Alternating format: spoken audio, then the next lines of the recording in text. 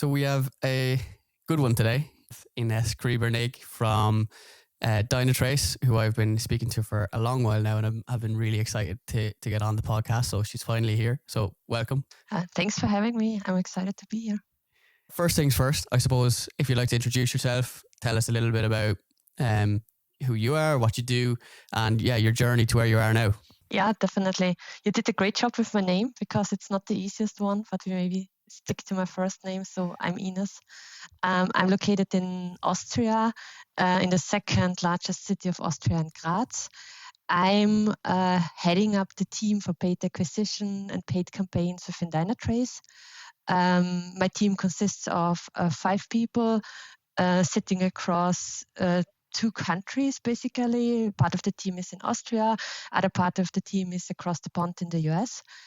What my team is basically doing is we are covering 3 of our main digital paid channels, which is paid search with Google Ads and Bing Ads, paid social, where we mostly stick to LinkedIn, as well as display campaigns like banners or videos across the website. I'm now around 3.5 years with Dynatrace, and I initially took over the paid responsibility from a colleague. And in these 3.5 years, I built up the team, and this is basically where we are. And LinkedIn is obviously a very important channel for us. And as you already said, we do a lot of campaigns, and that's also the reason why we need to stick to being up to date and knowing about the latest things that are going on LinkedIn. It's really interesting to hear about the team you have. I always like speaking to people who have big teams because they have a kind of especially in paid media, because you have an overview of many different channels and which ones are good and which ones are bad, and ramping up and ramping down. So I know that happens a lot as part of your job. But to start off with your job first. So how did it all start? I started with a technical study. So I did the study of information management, which is basically a combination of IT and economics. So in theory, but that's really just theory, I should be able to do coding and programming, but that's not really the reality. I also worked as a web developer for a bit, but I really soon realized that this is a thing that other people knew much better and are much better than I am. So I this web development thingy or development in general, that's not what I really want to do. After study, I honestly a bit accidentally ended up in a digital marketing agency. It was not really intended, but it turned out to be really a good match. I started with Google Ads, and I also looked a bit into tracking and organic, like SEO and all of that stuff. But my passion was always and still is all of the paid stuff and the paid campaigns. Amazing. I think the agency is a really nice way how to start your career, because you get used to so many different industries and environments. But then I really had the good opportunity to go back to my core competence, which is definitely more in the IT and in the technical space. And that's where I started as in a software company, a SaaS company who is doing test automation. And there I was leading the team for lead generation. And it was a bit of a similar role like what I'm doing at Dynatrace now, but a bit of a broader scope. Like, for example, the team was also doing SEO, web tracking, email, marketing automation, and all that kind of stuff. I'd imagine with the mixture of the marketing and technical background, you're very valuable to a lot of companies, because usually people have one or the other. So I'm going to guess that you have a pretty slick operation. Yeah, I think that's a very rare combination to have a marketing person with a technical background. But I benefit a lot from that. I understand most of the tracking things, and this technical and IT mindset, I think that is always helpful, and you can benefit a lot from that. For sure. And that's a huge part of B2B marketing as well. Well, all marketing, but advertising, but especially B2B at the minute. And we might get into that a little bit later. But one thing I want to ask on that, if you were Chief Product Officer of LinkedIn and you had free reign of everything, so it maybe could be something immediate or it could be something really long term, what would you change? I was smiling when I saw the question because you sent over some questions in advance, but I really liked that one. I was thinking about a bit about it, but I think the most obvious and straightforward thing for me, and it's tied to paid, of course, is bulk editing of campaigns. We have so many campaigns up and running, and there's so much going on, but sometimes we are really limited in our resources, basically just by time, and we would like to do the campaigns much more granular, but the interface is not really supporting us a lot. For me, the North Star is the Google Ads editor. I think LinkedIn might not end up there, but maybe somewhere in between, like meta ads or so, where you can do a bit more bulk editing. So that would be the feature on my list to get done. And it's one that it's one that's been talked about for so long. So when I started at LinkedIn, we started in campaign manager roles, which basically meant that we managed the ads on behalf of clients. So it was direct feedback. You know, there was a team working in LinkedIn that was giving feedback on the tool. And in similar instance, there was clients that had so many campaigns, you know, hundreds of campaigns that we were doing manually. And we were working then to help the product team on a bulk editing feature.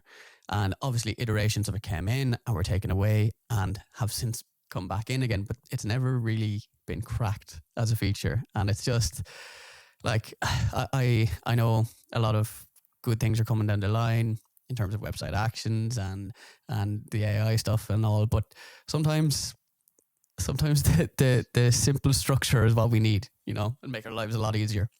I definitely agree. There's one really super tiny little feature. I think it was introduced maybe around a year ago, where you are now able to edit daily budgets as well as CPCs on the campaign overview. And it was such a tiny little thing, but I think this was one of the most helpful features for us to get more efficient. And things like that are sometimes even for hands-on people, the better and more fancy announcements than this, okay, we have Accelerate and we have website actions. This is great as well, yes. But sometimes the simple and small things, those are even more helpful in your day-to-day work. I get where you're coming from. Those type of small things for sure are game changers. So let's jump into Dynatrace a little bit. I'd love to hear from you in your words. Just a basic overview on Dynatrace, and then the key pillars of the marketing strategy. Yeah, sure. I try to keep it as non-technical as possible because the platform is definitely complex. So we are a software platform for application performance monitoring and observability. The platform itself, it has such a wide set of features and capabilities. But when people are asking me what the company is doing that I'm working for, I always like to bring up the example of an ATM. So if you go there, you expect cash. You go there and you want your money. But if you stand in front of the ATM and no money is coming, then you're definitely upset. You're angry with your bank. And of course, this is also not what the bank wants. So the problem is really to find out what's the issue. And behind a lot of customer-facing simple tools, there is a lot of technology behind. And in this case as well, there are a lot of servers and infrastructure and software. And those systems are so complex that the companies need help. And in this case, we as Dynatrace can help them to find out what's the issue, where is the issue, like which server is causing the issue, which application is causing the issue. And then we can also help them to solve it. So we are basically a software to help other software to work perfectly. That sounds a bit funny, but in the end, it's that what we are doing. We are helping other companies that their software is doing a good job. So massive ROI when it works well, because I presume it all comes down to customer experience and making sure your customers are happy and everyone's happy with the service or product they're getting. So, I can imagine a no-brainer for a lot of companies who are extremely customer facing. Yeah, definitely. Like last week, it was Black Friday and Black Week, and all of those marketing campaigns went live, and all of the systems behind, like the website, e-commerce stores of all of them, they need to work, and this is where we can support those companies. Got it. So that's a kind of it's a big target market. Is that fair to say? Yeah, definitely. So we are basically acting globally. We can sell into nearly every country globally.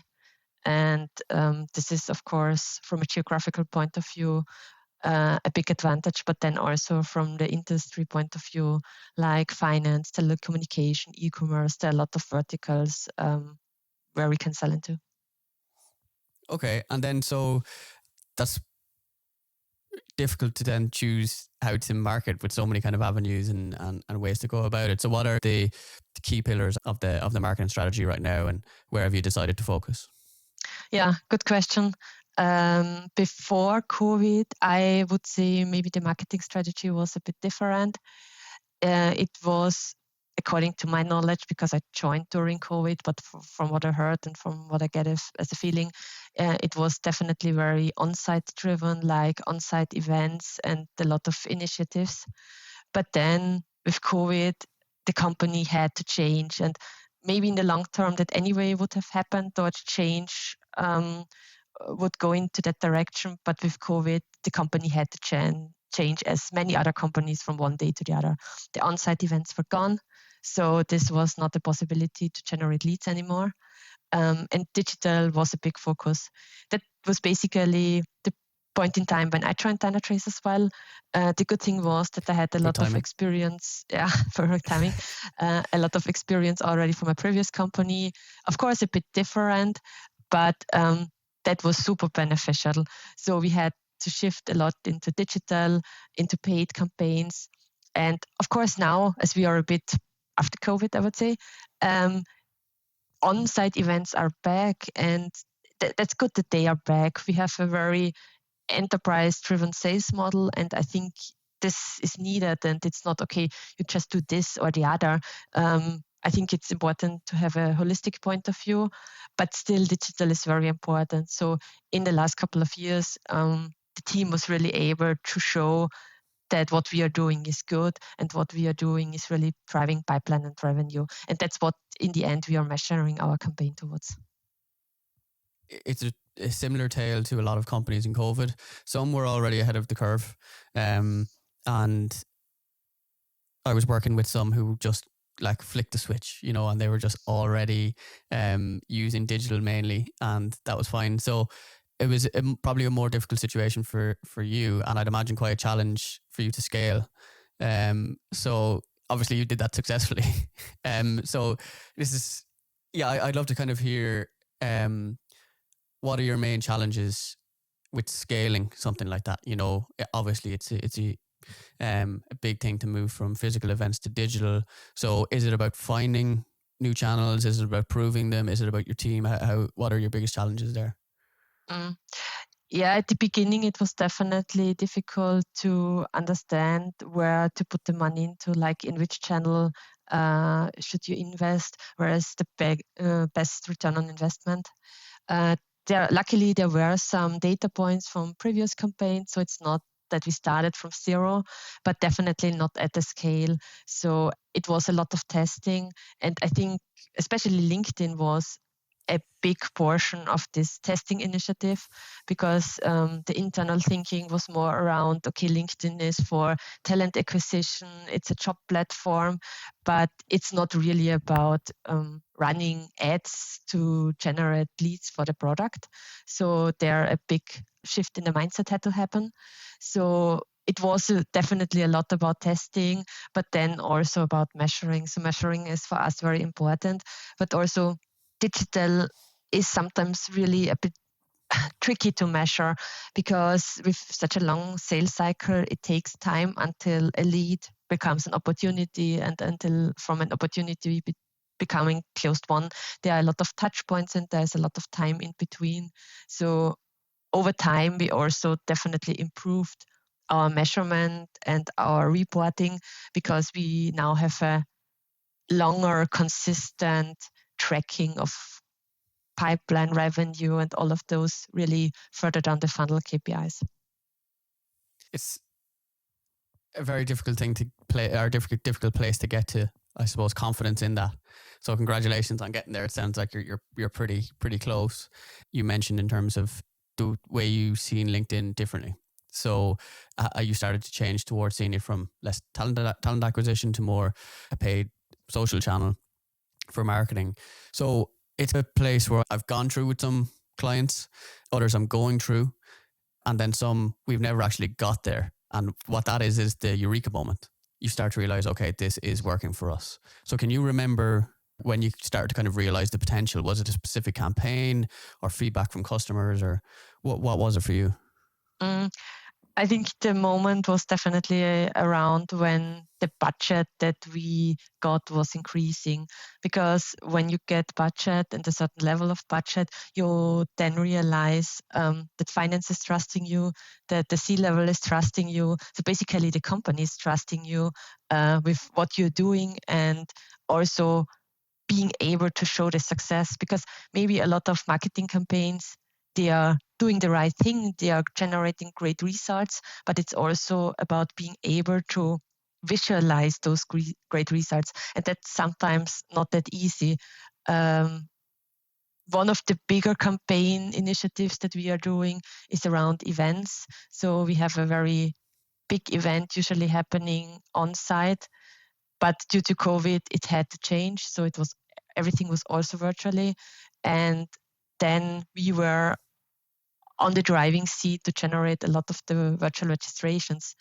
And with really big campaigns like this one, it was showing me that what I and the team is doing, this is the right thing, because you get, so to say, the confirmation from management by granting you a certain amount of budget. And that's something I want to talk about, the Perform event. So it's the LinkedIn case study. The results look incredible from it. So I wanted to dig into that a little bit. And I think this is going to be really, really valuable for anyone listening who has a similar type of event or is thinking about a similar type of event. So to set the scene, can you give me a little bit of context about the Perform event? I seen Tony Hawk was one of the speakers, which for me as a daydream skateboarder or a PlayStation skateboarder. So yes, can you set the scene for me about the event, and I can dig into it a little bit more after that. Yeah, sure. So as you said, we had the great possibility to do a case study with LinkedIn. So I can recommend to everyone to check it out. It's really a nice story, and also backed up from the LinkedIn end, because they reached out to us and I was like, hey, do we want to do a case study, and what's the topic? And then we agreed on this one, because they also, of course, supporting us and helping us, and they knew that this one was a big success. So it's about the event Perform. Usually it's on site in Las Vegas, but due to COVID, in the first years, we had to fully switch it to a virtual event.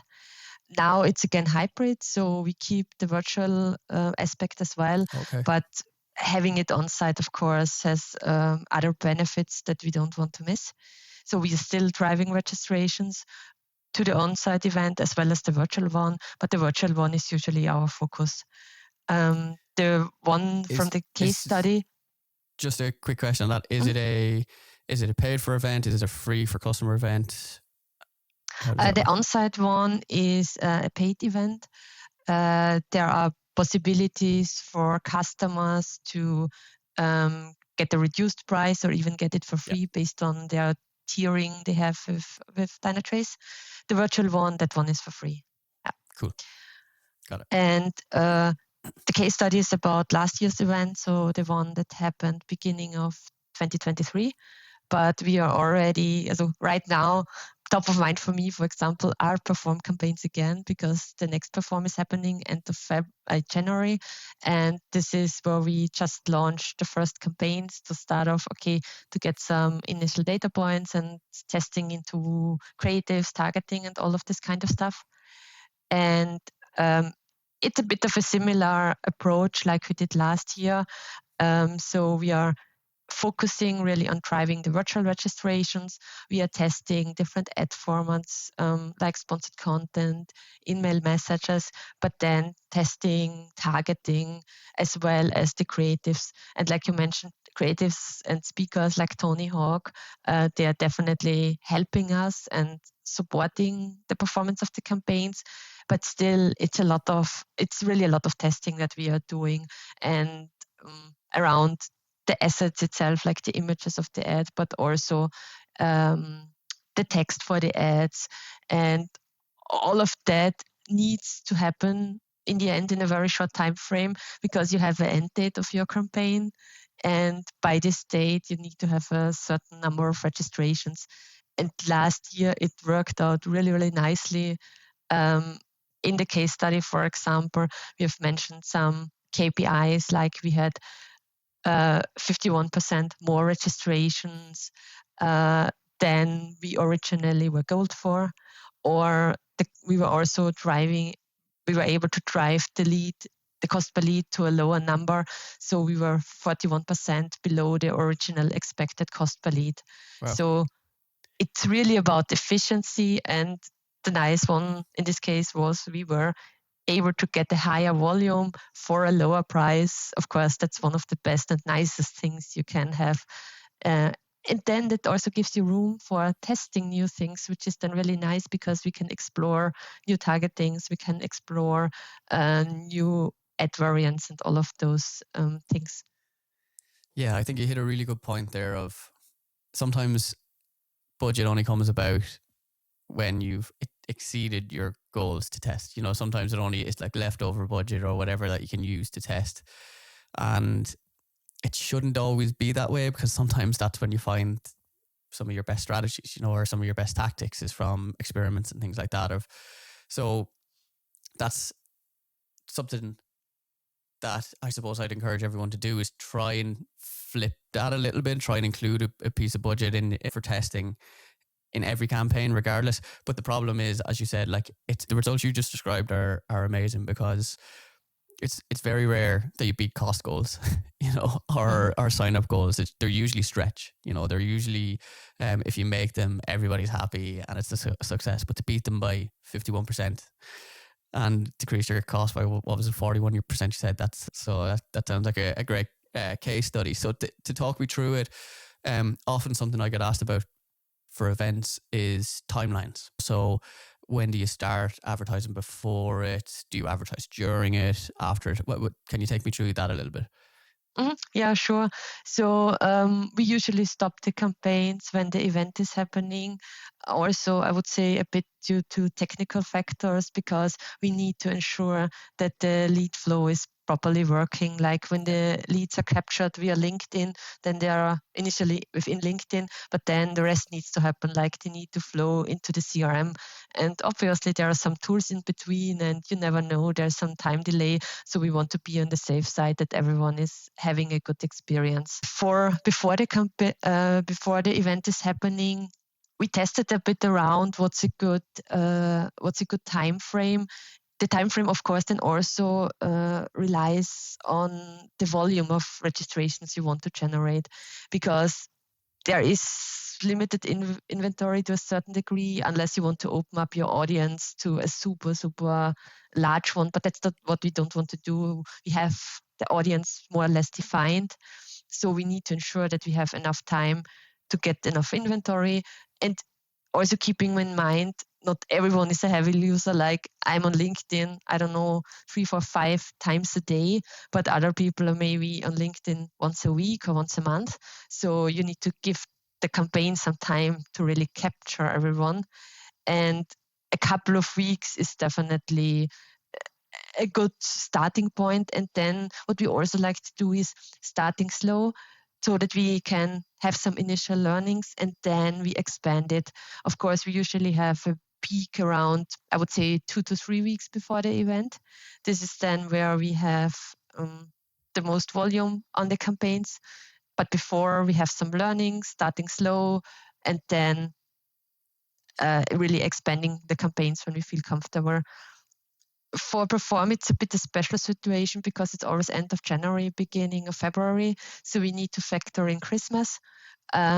Usually we see good performance over Christmas, but the inventory usually is a bit lower and can go down. Yeah. So we need to factor it in to be able to fulfill our registration goal. Because as said before, we are setting goals when we start the campaign.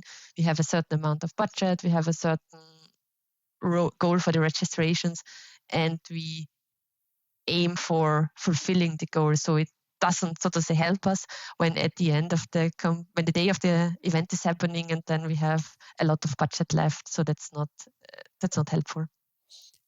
Would it be fair to say around 6 weeks before you kind of like are starting to test, and then you're ramping it up to 2-3 weeks before, and then I think that's fair. Yeah.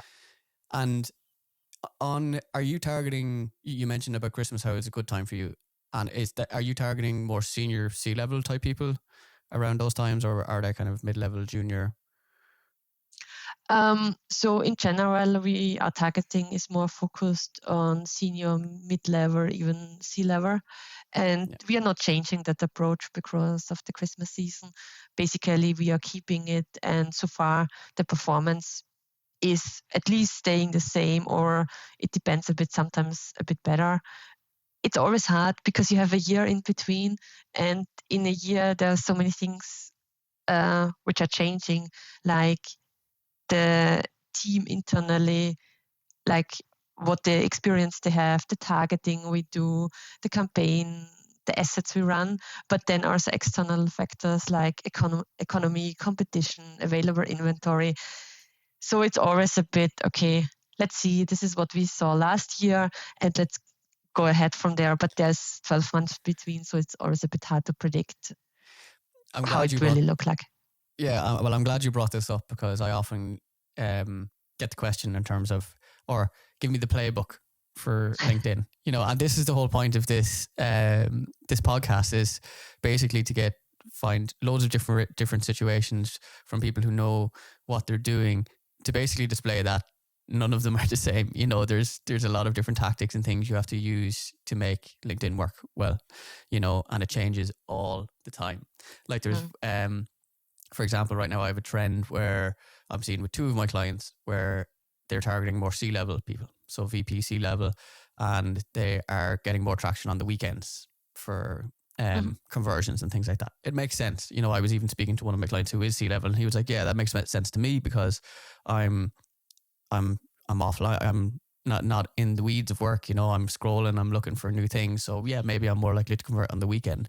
But it's actually traditionally against what would have been kind of the best practice, in terms of a lot of people turn off on the weekends completely, regardless of the audience. So it's funny, it changes all the time. And if you're not if you don't have your eyes open, I'm glad to hear you have that mindset, in terms of you're aware that it's going to change and you're nearly preempting that it's going to change, because if you don't have your eyes open to these things, what happened last year may not work this year. Yeah, definitely agree. I think testing is one of the most important things on all paid campaigns, but especially on LinkedIn. I did a lot of testing in my previous company, so I think Dynatrace was benefiting to a certain degree of the learnings from that company or from that testing back then. But in the end, even if you have a very, so to say, similar targeting audience, a bit of a similar product, you cannot predict, okay, this is what will happen. And like you said, the playbook, I think there is no playbook. I think there are some rules that you need or should follow, but then it's really about testing. And this testing, I talked about it in some on-site events in the last couple of weeks a lot. It's really, you need some money to be able to test those things. It's maybe not the greatest what your management wants to hear, but sometimes it's just needed, because if you don't have any benchmarks internally, you cannot predict what the outcome will be. And this testing budget is then really essential also to move your campaigns to the next level, because maybe the test is super successful then, and then you can expand it. But often we also see things that are not predictable or not expected at all, because we have a targeting and then we use this targeting for a couple of months and it's always doing fine.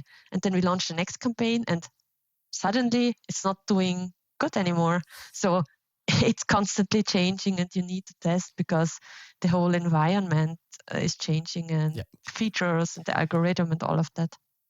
I've had one recently, which is it's just completely blown my mind. But basically, I had a client that we were building kind of a small lead gen machine, tested it to a point, started to work, was working all the way up to mid-November, and then the account went on hold. You know, sometimes profiles can put the accounts on hold, or things like that can happen. Just no big reason, but the account went on hold for a couple of days. Got onto LinkedIn, got it taken off hold, and it just bombed. All of the campaigns that were like working well, bringing in leads, like I had tested to a point of I thought was consistency, have all just fallen apart. So I'm back into the testing phase to try and find out what's happening, and it could be many different reasons. You know, it could be time of year, it could be the audience, someone else has entered the audience. There's so many different things. It might have nothing to do with the account going on hold, but it's just one of those things, you know, and it's you have to be willing to go back into the testing phase again to try and figure out how to fix it, which is constant fun of LinkedIn ads. Okay, so to jump into to get a little bit more tactical then. So we've talked a lot about Dynatrace from a strategic point of view, your target audiences, and then also these big things like the events. So then translating that down into LinkedIn. So from what I'm gathering from what you said, you are using lead gen forms for most of it.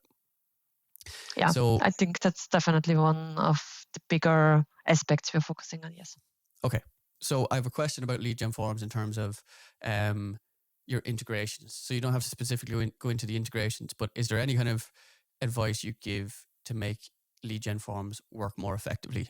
Because the reason I'm asking is because a lot of the time people say lead gen forms have kind of lower intent than landing page conversions, which is true to a point, but I think that can be fixed with good integrations and good follow-ups and things like that. So in a kind of a basic flow, I'm going to presume you don't just collect leads and then leave them there. I presume you have some sort of integration. So what would you kind of advise as a good approach for lead forms?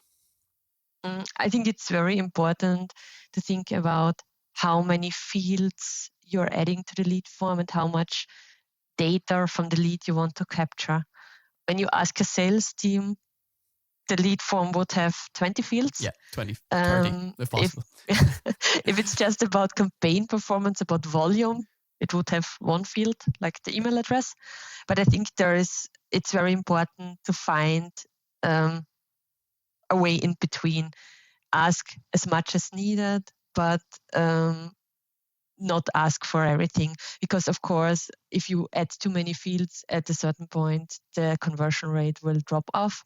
But on the other hand, if you asked for too little information, then maybe people just submit the form without knowing what they are doing, basically.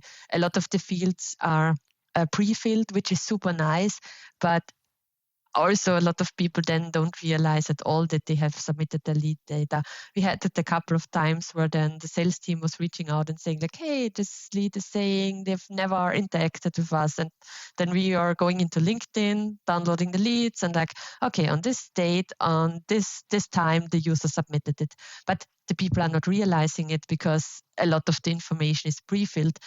That's then maybe the point in time where you need to course correct it a bit and add more fields so that the people think about it, and with doing that, also up leveling the quality. Or another situation we had in India, for example, is where then the sales team said to us like, oh, we are having too many leads, but on the other hand, also the quality or in terms of seniority is not the best. And then you can think about, okay, what do you want to do? Do you want to adapt the targeting? Do you want to adapt the lead form? So in the end, it's always very important to talk to sales, and everyone is saying that. It's definitely a bit more challenging in a bigger company, but if you're in a smaller company, I can just encourage you to talk to your sales team and so that they can give you feedback about the quality of the leads. Yeah. And then you understand, is it the right quality or not? And based on that, you can adapt the lead form. And then, of course, also talking to them for the lead follow-up. Like, is it the automated way if you get a higher volume, or if they reach a certain lead scoring, then you maybe do it more in a manual way.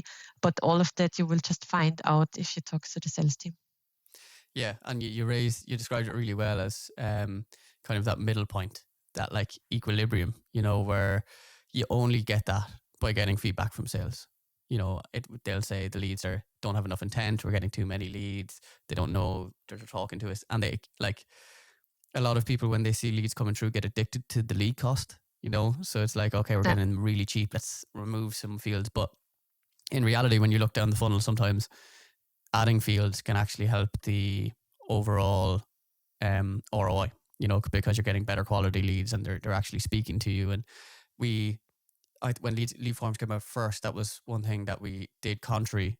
The aim with lead forms to make it work at the start was just like as little fields as possible, whatever. And then I remember with a client I was working with, we actually added 2 fields just to test ROI, and they tracked it. It was only click-based ROI, so it was the whole way through, just last click attribution. But it was pretty evident that it was much better to have, I think it was a mobile phone number field, which is usually a big no-no, but for this company, it was just necessary for the quality of the leads. So the only way they found that out was by speaking to sales, and making sure that the leads were, or what they needed was there within the lead form. What the sales team needed was in the lead form. So yeah, otherwise you're operating completely blindly.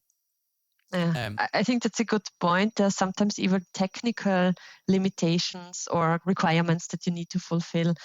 For example, the country is very often used for lead routing.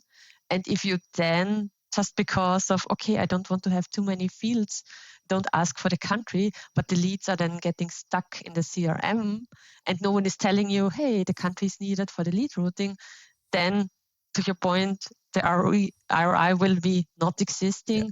And if that is happening for a couple of months, you waste a lot of money on those leads. So thinking outside the box or outside your campaigns, it's definitely always good.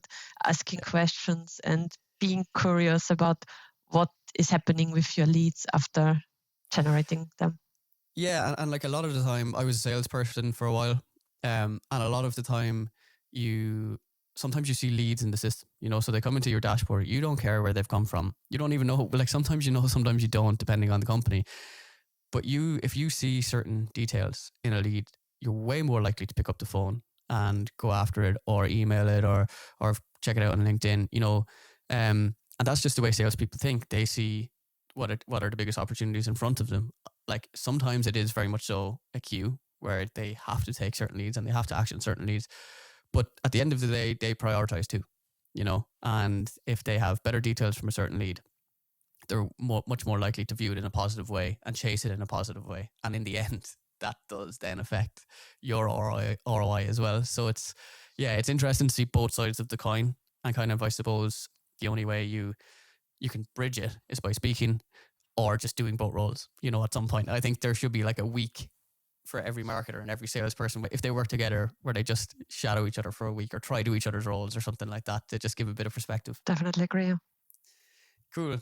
So let's jump into some of the new cool stuff you're doing on LinkedIn. So I know that you probably, if you have access to things like Accelerate, you've probably been testing some other interesting stuff on LinkedIn. So what would you say is interesting at the minute?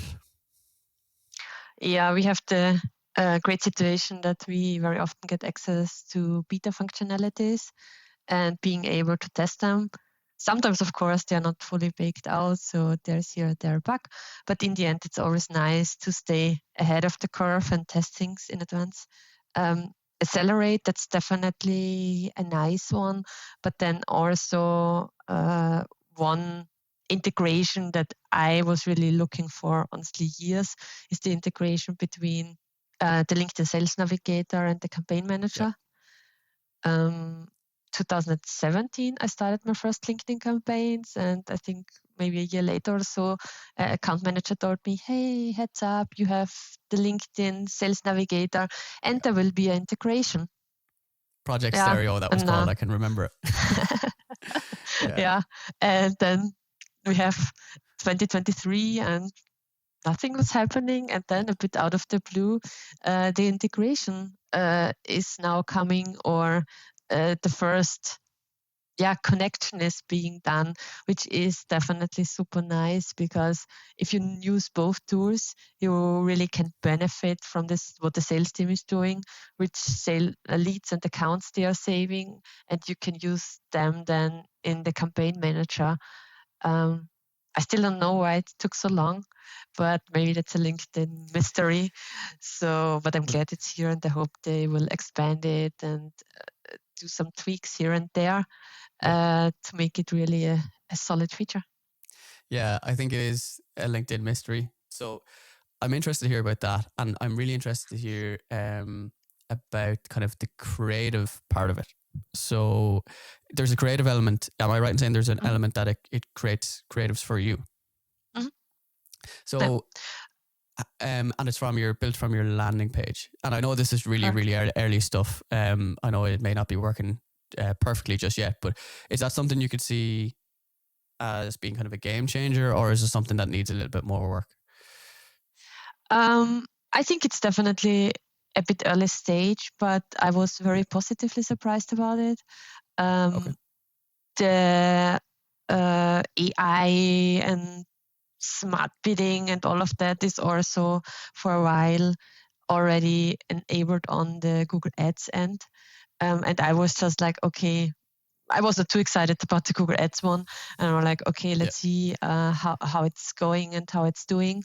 But I was really positively surprised, and we also tested the first campaigns with it, and the first results, they also look really good, which is then the reason why I also looked a bit deeper from my end into it. What you basically do is you give the Accelerate feature a link, and based on the link, they are building a description, and based on this description, with a lot of magic, then they are building the campaign. You can then adapt some aspects of the campaign, and the one you talked about, like the creative, I would maybe for really small companies without the design and the creative team, I think mid to long term it could be a nice solution. But for bigger companies, or in our case, we have a creative team. They might not be too happy if you use those creatives, because you have a CI/CD, and then if there is something out there in the wild that they are not aware of, that they haven't signed off, I don't want to be in that situation. I think for smaller companies, if you don't have a creative team, it could work. As said, I think it's a bit early stage. But one thing to keep in mind is the AI is just as good as the landing page is. So if you have a crappy landing page, if you have a crappy website, then the campaign and the creatives and all of that, they will also not be great. So this is a bit maybe the chicken and egg problem, because if you don't have a creative team, maybe then the creatives on your landing page are not the greatest and latest. And then also the creatives that are automatically generated, they are not the best. And fallbacks with Shutterstock photos or something like stock photos, that's then really not a great idea. I think in the LinkedIn feed, it's also more and more about standing out with your creative. And if you then use a boilerplate image, that's then not moving the needle. And I think then the campaign is not setting up for success. So I think that could be definitely tricky. Yeah, I think it's like, it's where I see a lot of the AI features right now are enabling people who don't have the resource, as you said, to be able to get off the ground, so there will be a time pretty soon, I think, where people get really good AI generated landing pages that maybe the LinkedIn tool will be able to generate good creatives from, and it'll all be able to, someone on their own will be able to do the work of, obviously, at the minute there's a huge gap between really skilled people in terms of creative building and copywriting and things like that and AI right now. But it'll allow people who don't have the resources to bridge that gap, which I think is really exciting, because there's a lot of not so good creative floating around on LinkedIn, and it's purely because people don't have the resource, so the ability for these people to have it and to test it, it can only be good, good, better, more good creative is better. So hopefully that gets there soon. Okay, so we're kind of coming to the end now, so I want to think about some kind of actionable things for people listening. So you have obviously a lot of experience with LinkedIn, and you've used the tool in many kind of creative ways. What's a weird tactic that's working for you right now, or something not so normal that's working for you right now? I'm not sure if it's really weird, but I think it's different from maybe what other advertisers are doing, is that we are a heavy user of InMail ads, so message ads. They were gone for a while and we were crying a bit. We switched to conversation starter ads, but also we're struggling a bit with the performance. They are now luckily back, which is super nice. So we are switching back to InMail and message ads. But the great thing is we are seeing such a good performance. So those are doing really nicely in terms of cost per lead. Yeah. You definitely need to be super short and crisp on the message itself, because people don't have a lot of time to read and think about, okay, what does the advertiser want from my end? But InMail ones, they were always doing good in the past. They are still doing good after they are now back. The pity is still that they are not available in the EU anymore. I hope that they are also coming back to the EU. But if you are doing campaigns outside the EU, you can still use them. And for us, it's a really nice ad format. Yeah, I agree. And I don't think it's going to come back in the EU because of GDPR, unfortunately. That's when they left. So it's maybe not coming back there. But I agree, for outside of the EU, it's something I always like to include in the mix. They take a little bit more time, as you said, to get the copyright. It's really about making sure to make it succinct and to the point, and it takes a few iterations to find out what works, but when you crack it, it's such a nice feature to add in.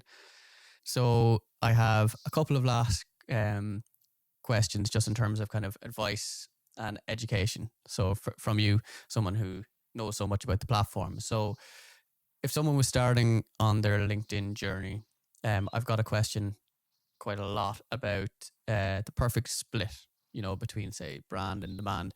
Do you have any kind of idea of what that would be for, say, if you were starting with a company like Dynatrace? Let's say they're starting on Trace a Dyne, they're called. They're starting on their LinkedIn journey. What would be the split you'd recommend for your ICP?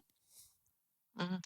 I think it's definitely a tricky question, because when you do lead capturing campaigns, you can nicely measure your performance throughout the full funnel. Really, if you have the tools in place, you can measure pipeline and revenue. For brand awareness campaigns, it's then more tricky, because you need to find out what you want to measure towards. Like, is it the vanity metric, like impressions or clicks?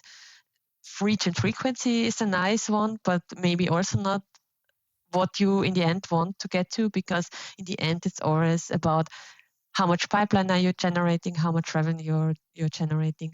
So we are definitely, as I think a lot of other advertisers, still struggling a bit to find how we should really measure brand awareness. I think it's a bit a pity, because when you see a billboard or when you see an ad on an airport, no one is really asking you, like, what's the return on investment, how much pipeline and how much revenue did I generate with that billboard? But with digital campaigns, everyone is so like, okay, I need to know, and I am able to tell you what's the pipeline and revenue. But coming back to your question, what would be the ideal split?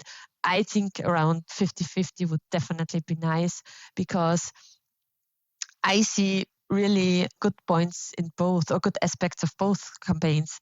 For us, it's really working nicely in generating leads and then really driving pipeline and performance. So the cost per lead is a nice one. And with especially high deal size, it's definitely paying off. But then it's also about being on top of mind for the user when they are in their purchasing process. And maybe with a lead capture campaign, you are too late. So it's about driving awareness, starting brand awareness at the earlier funnel stage, and maybe also at the more junior seniority level, because the juniors from today will be in 10 years, maybe the managers, the VPs. And if you don't think about it just short term, you need to think about it in a mid to long term campaign flight. Then you need to build up those audience. And this is then, it's hard, it's not easy. It's not easy to justify to finance, to your management. But I think that's essential for a company to be successfully in the longer term. Completely agree. And I think, like, even your point about, say, billboards and being top of mind, some people just don't like to convert through a lead gen form. You know, some do, and some know they're entering a process, and other people will see the ad, be interested, do their own research, and then end up converting in a different way. You know, so there's no point in, it's A/B testing is fine, but there is always people who prefer to be, you know, so it's finding a way of maximizing that too. And I think that's where a solid brand campaign can be so helpful. So to have the 50-50 is actually really refreshing to hear, because especially in B2B, sometimes we index more so on the lead generation side of it, and it's easier to predict. But coming from you, I'm glad to hear that split. So last question. So you've learned for years about LinkedIn ads, obviously through doing, but where can people pick up some more advice about LinkedIn, tips, tricks, or just any other platforms in general? Where do you get most of your information? I would say LinkedIn. You can learn on LinkedIn, which is really nice. Right now, for me, really, my LinkedIn feed is for me the biggest knowledge base about LinkedIn ads. When I started in 2017 with LinkedIn ads, there were nearly no resources available in the DACH region, no resources available in Europe. So my first go-to person was AJ Wilcox, and I think the people who are doing LinkedIn ads a bit, you come across him. But then it's really about building up your own network on LinkedIn and connecting with the right people, like connecting with people like you, and then looking at who is commenting, who is liking the posts. And if you do that a couple of times, I really now have a nice LinkedIn ads B2B bubble in my LinkedIn feed. And I mentioned to you that I'm a couple of times on LinkedIn these days. Yes, but the reason is for me really because my feed is really nicely built up with insights about how to do B2B marketing, how to do LinkedIn ads. And there are basically no other websites I need to follow or look at. There's also this program from LinkedIn itself. It's the Certified Expert program. If you do the certifications, you also get into a special group. In this group, there are definitely more people around who have experience and have a broader and deeper experience. So really joining some LinkedIn groups, I would definitely recommend next to looking into your feed. Amazing. Well, that's a nice way to wrap it up. And to be honest, it's very similar answers usually. AJ, obviously, he's the main man. I always am so amazed by his vision back years ago, just to be like, I'm doubling down on LinkedIn ads. I see where this is going. I'm the one, and he always has been really the expert, and led the way that way. And then LinkedIn itself, look, that's where we first connected, and we first had a couple of comments and conversations in the comments and stuff like that. So I hope that continues. But I completely agree. Yeah, it's where I get a lot of my information, and I have a nice little kind of group of friends, and some people I argue with a little bit, but it's good. It's all positive stuff, you know. It's all healthy debate. Great, Ines, that was amazing. Really, really insightful chat. Loads of really good things to take away there for the audience. So thank you very much for coming on again, and I hope to speak to you soon. Thanks for having me, and it was really great to speak to you. Thank you. Thanks, everyone. Bye-bye.